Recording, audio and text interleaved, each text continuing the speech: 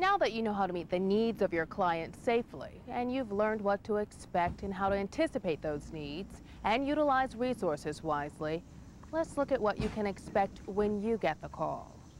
While you may imagine taking the ERV cross-country to help the victims of some front-page disaster, most of the time that disaster will be a lot closer to home. And whether big or small, disaster assistance is important. 5-4 to number 3 floor. Be advised, this is a commercial building. This is the Queen's DAT team. We are heading to a 3-alarm fire, commercial fire in Brooklyn. Majority of it's taped off, but maybe don't let us in. We ought to Red Cross. We're parked behind this fire truck here, all right? The closer we get, the better. We respond to all types of jobs, meaning fires, floods, building collapses. And what we do, our main concern is to take care of clients, make sure that they're safe. We'll be on duty from 6 o'clock in the afternoon till 5, 6 o'clock the next day. That will be a typical night for us. Part of the disaster action team here is to help assist the firefighters in making sure they don't become dehydrated. So we serve them water and lemonade. The most important thing that we can do here, however, is make sure that the building behind me does not have residents in it. And if it did have residents in it, we would assist the people who are living here in making sure that they had a place to stay and that they had a meal and they had a roof over their head. That is our main focus as a disaster action team member. Whether it's responding to fires, to hazardous material accidents, or assisting municipal emergency services, ERVs are most frequently deployed locally. And ERVs participate in drills and appear in local public events. In this way, ERVs promote the Red Cross. In the public eye, they have come to represent the American Red Cross, keeping the promise, we'll be there. These days, the media seems to move faster than ever. No sooner does something happen than the TV cameras are there covering it. There before almost anyone else. Almost.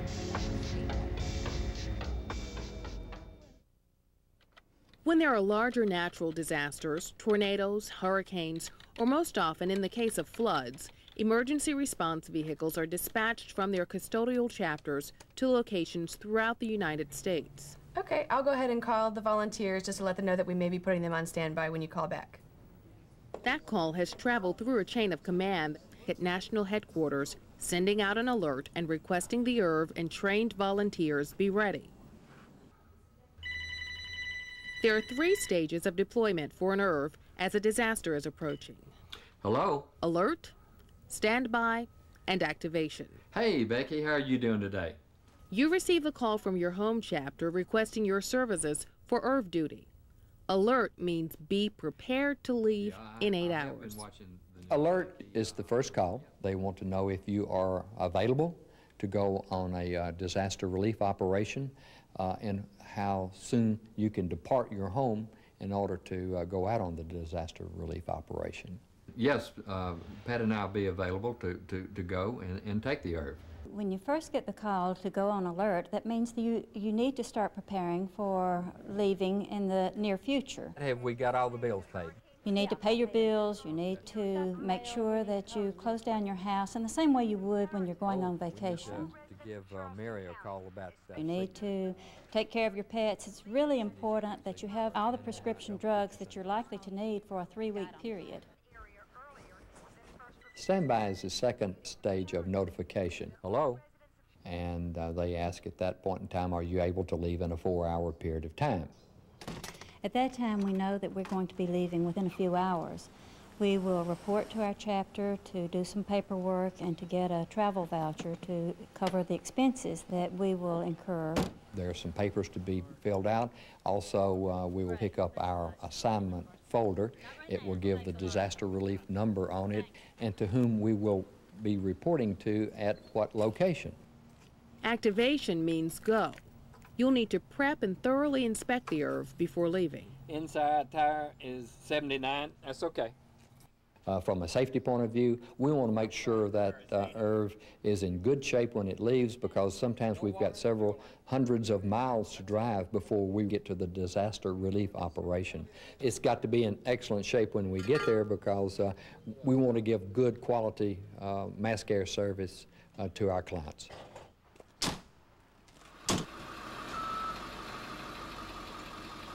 Okay, seatbelt. We're rolling. The adrenaline starts really flowing once you get your activation. And by the time you climb into a Red Cross ERV, it's kind of exciting. We should never travel more than 500 or 600 miles a day, and that would equate to 10 to 12 hours on the road. We don't want to get tired enough to impair our judgment. Safety is the key issue. Stop each night and check in with your contact person. Let them know your location and how you can be reached. Responding to disasters requires flexibility. Be prepared to change plans or your itinerary as the situation changes.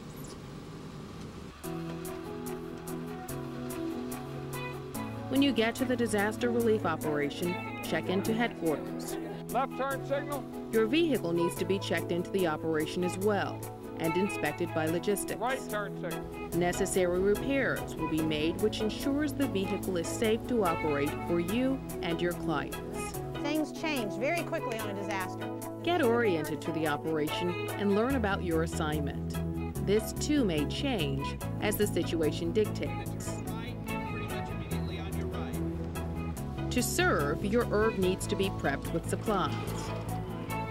Typically, the DR contracts with distribution vendors. ERVs get stocked and made ready to go on assignment. You and your ERV may be assigned to a specific kitchen.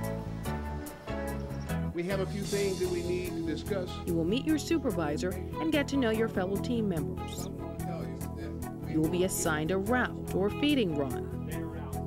You will then be working out in the field, but you will always have your supervisor and your team members to support you.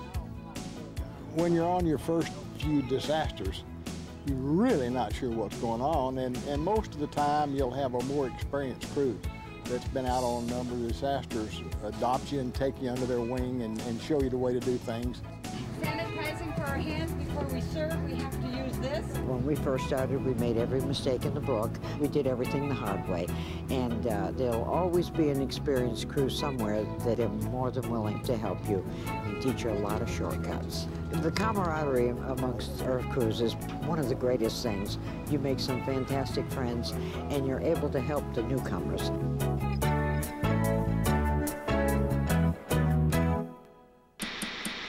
Jeff, if you can turn and show us a shot of some of these trucks here. This is an amazing thing. The trucks that you have right involved. These are our emergency response vehicles, or ERVs. Disasters attract public attention, and ERVs attract the media. ERV teams are particularly interesting to the press because the ERV many times symbolizes the Red Cross and its efforts in helping people affected by disaster. Well, come on in. I'm sure you can give you The media helps us get the story out about the services the Red Cross provides, about the need for more volunteers, and for financial support and contributions. So we can load up and go out and feed anywhere from 100 to hundreds of people in a day's time. Really? As far as the media is concerned, anyone from the Red Cross is a spokesperson. With a big Red Cross logo on the ERV and the spotlight on you, the information you deliver and the impression you make will influence how the public perceives the Red Cross. This particular unit right here is the mainstay of the Red Cross. In your answers, be courteous, be clear, stick to what you've seen and done.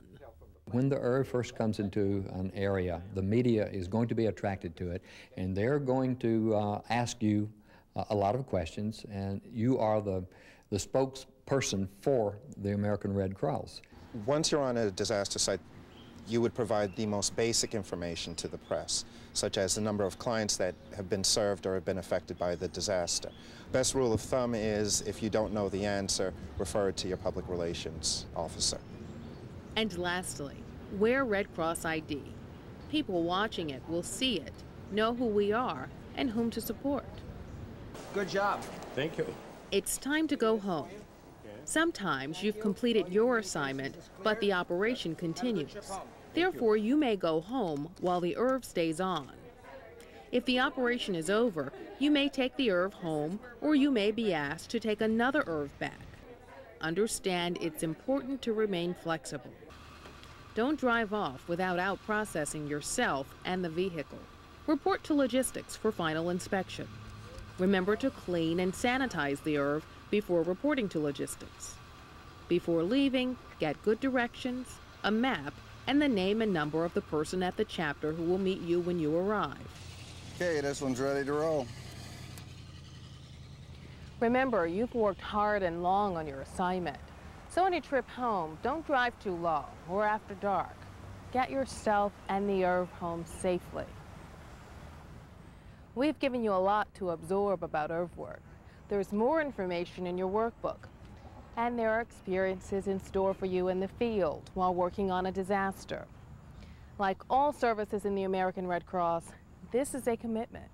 ERV work can be hard work, but it promises to be rich and rewarding too. When you're out there, remember the 3 C's. Be careful, be compassionate, and use common sense. We'll see you on the next operation.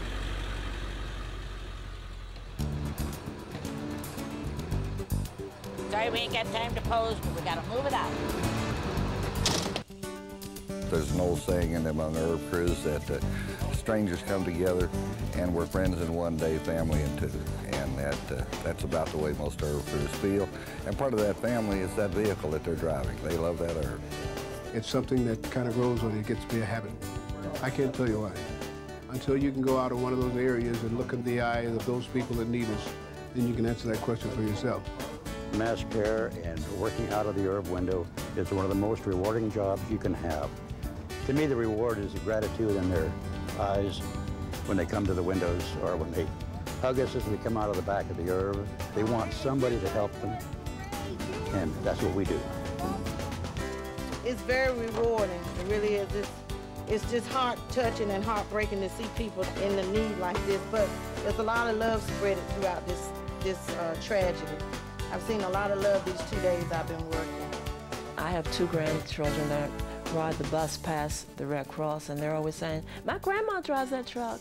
And it embarrasses their mother because everyone on the bus turns around to see what truck their grandma drives. My expectations are beyond anything I would have ever imagined. If ever I felt like a worthwhile human being, it's being with the Red Cross and driving the ERV.